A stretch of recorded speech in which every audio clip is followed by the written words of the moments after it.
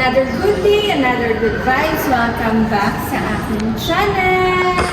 So yun, for today's video is rinigaluhan natin si Mama Gemma ng kama. And hindi naman yung surprise kasi alam naman niya yun. And kaya ko siya binilhan ng bagong kama. Syempre, yung nasa Santa Mesa is luma na.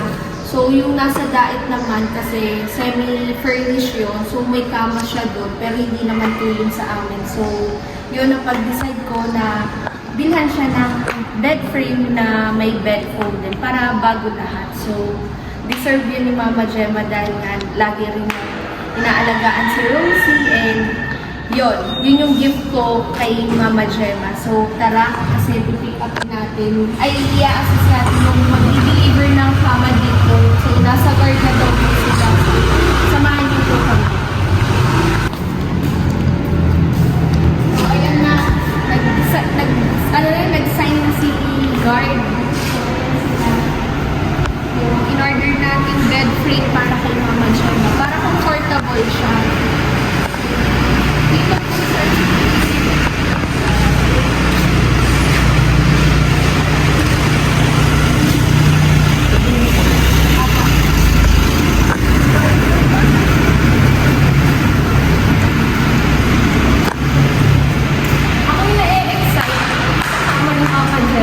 Anong kulay yan? Beige! Wow. Bagay na bagay.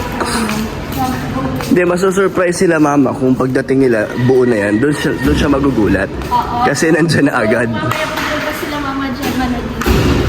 So, ansay na natin. Ayun na i-assemble nila. Kasya kaya sa elevator yan. Oo, kasi yun. Wow, grabe. Early gift. Yes. Gift lang yan dahil sa pag-ano na. Pag-aalaga. Pag-aalaga ni Rosie. Hanggang mag-ano na yan, mag 10 years old si Rosie. Yung alagaan ni mama yan. Para comfortable din yung tulugan ni Mama. Yan. Ako. Pag malakasan yan. Baka maiyak yan si mama. Eh, no? Head, ano pala tawag? Headboard pa lang. Ganda, no? Yan. Bagay yan sa kwarto. Ha? Bagay na bagay sa kwarto nila. Pares yan. May foam din. Yes! Dalawa? Chef package. Dalawa? Ay, isa lang. Ang dami, oh. Pag-deliver niya kasi.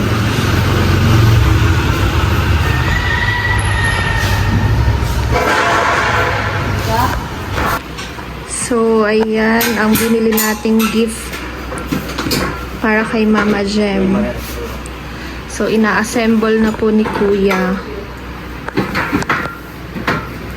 Ang ganda. Dito ang kwarto ni Mama Gem.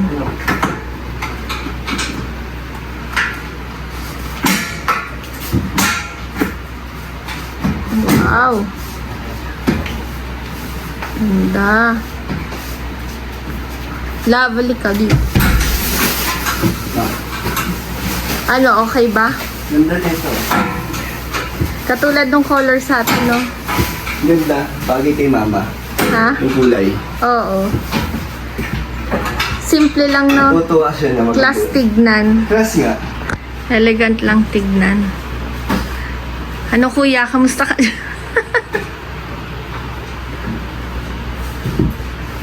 Ang ganda.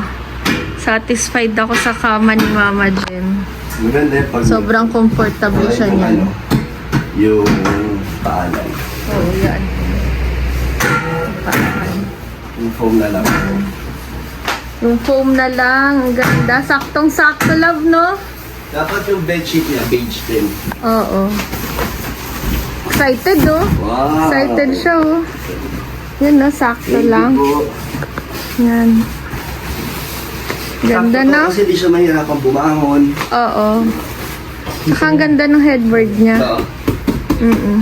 So, magkiki-assemble lang kami kay Kuya ng kama. Ito po. So, ang ganda. Pwede na po? Oh, ganda.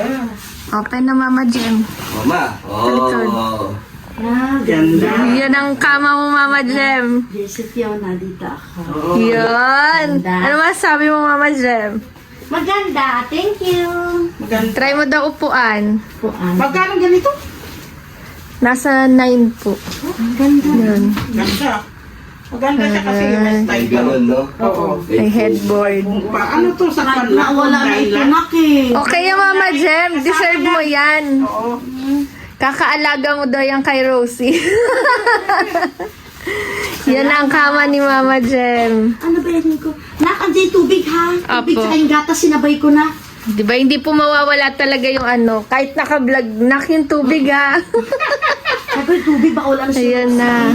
Tapos yung gatas, na dilagay ko doon nak sa may, Saan po? yung ano, yung dala-dala nila may damit. Ah, opo. Oo, di ba? Baka hindi na lumabas si Mama Gemma dito. Nakahiga na lang siya. Nakaiga. Mag-short lang ako. Ayan, nagustuhan ni Mama Jem. Dito na. Opo. So, bumili tayo ng bedsheet para kay Mama Jem. Siyempre, dapat may partner yun. Hindi lang boring yung ano. Alangan, bigyan natin siya ng bed frame, tas kama, tas bibigyan na natin, package na. So, ito yung napili natin design kasi bagay sa ano niya. Bagay sa color na kama niya. So, yan. Very ano lang siya. Ano lang, plain lang na, plain na pati. Ano tawag lang, doon? minimalist. lang Minimalist. siya. Yan. So, syempre, pinila rin natin si Fiona. Ito naman sa kama niya. Yan naman yung ano niya. Wow. So, yun. Then, bibili kami ng map. And thank you sa aking kapatid na nagka-camera. So, yun. Let's go. Ito po yung pinamili namin.